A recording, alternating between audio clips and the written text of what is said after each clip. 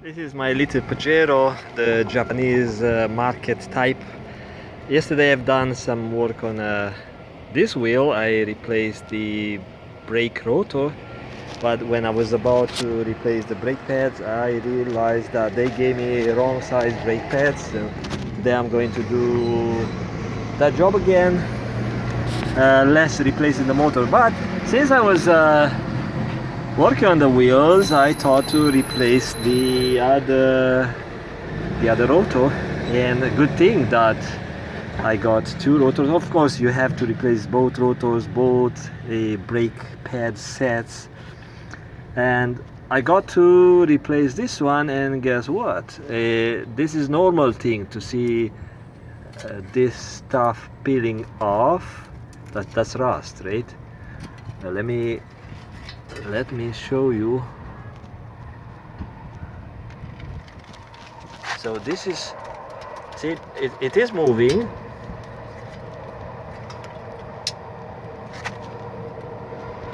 But it felt sort of warped. So let me see.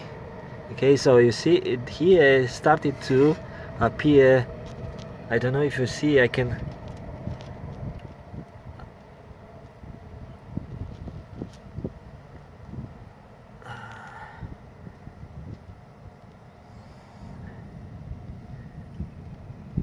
You see, it's already split.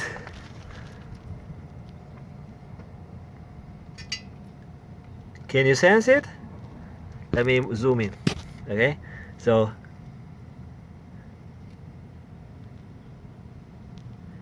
yeah, so that's gone. So good thing that I started this job today, because I thought I'll do it in the weekend. First I need to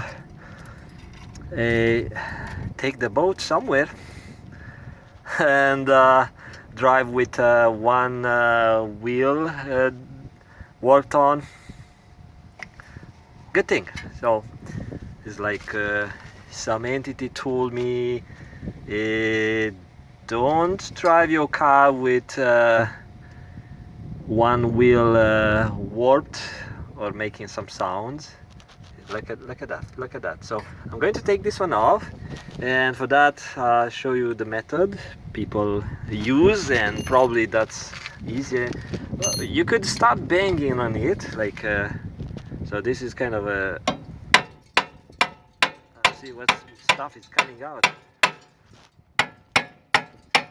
And of course it has some, not only rust but some asbestos, so it's stuck, it seized right here. Even I use some anti-seize grease in the past, probably 2 years ago when I replaced this thing. I don't know, but that's the way you take this one out. You just put 2 M8, so metric 8 bolts in the specially designated holes, which previously I used some of that copper paste or anti-seize paste.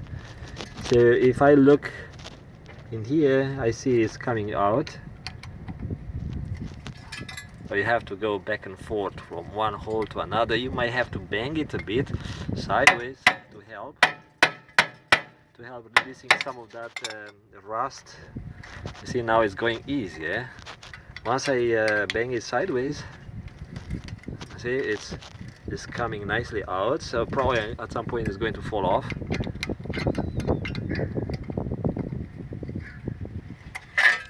Okay, so I'm banging it sideways, like 90 degrees from the bolt. Okay, so it's kind of going.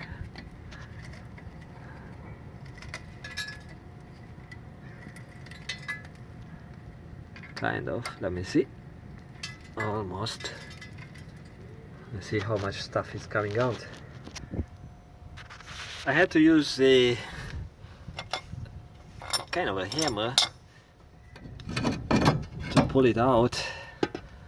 So I got some rust, which I'm surprised because the other wheel did not have that much rust. And look at this thing. Have you Ever seen such a thing here? Like if I,